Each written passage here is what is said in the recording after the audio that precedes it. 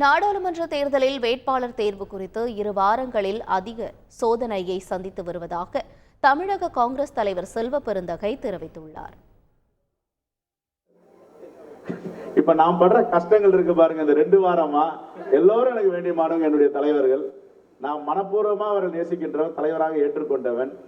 ஆனா அது நடக்கிற சம்பவங்கள் எல்லாம் காலப்போக்கில் எல்லாம் மாறுன்ற மாதிரி ஒன்னொன்னா மாறும்போது அதை தாங்கிக்கிற இதயம் நமக்கு இல்லை. நாளைக்கு எப்படி அவங்க முகத்தை பார்க்கறது, சில பேருக்குலாம் இன்னும் கூட போன் பண்றதுக்கே சங்கடமா இருக்கு, அச்சமா இருக்கு. நம்ம என்ன பதில் சொல்ல போறோம், எப்படி இதை நடத்தி கொண்டு போக போறோம். எல்லாம் உழைத்தவர்கள், நேர்மையாக இருந்தவர்கள், உண்மையாக இருந்தவர்கள், ராகுல் காந்தியை மனசார நேசிப்பவர்கள்.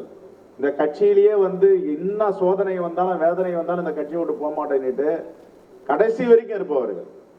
ஏறக்குறைய 70 வயதை தாண்டியும் எந்த சலனமும் இல்லாமல் நான் ராகுல் காந்தியுடைய ஒரு தொண்டனாக வாழ்ந்து கொண்டு இருப்பவர்கள். எல்லா அனுபவம் இருந்தாலும், எல்லா பெருமைக்குரிய தலைவர்களாக இருந்தாலும், இப்போ அவங்கெல்லாம் என்னை சந்திப்பதற்கு, பேசுவதற்கு உள்ளுக்குள்ள நம்ம என்ன பதில் சொல்ல போறோம், அவங்களை எப்படி சரி பண்ண போறோம், எப்படி திருப்தி பண்ண போறோம் என்ற கவலைகளும் வருத்தங்களும் தான் 4-5 நாளா ஓடிட்டு இருக்கு. செய்திகளை உடனுக்குடன் தெரிந்து கொள்ள உடனே சப்ஸ்கிரைப் பண்ணுங்க.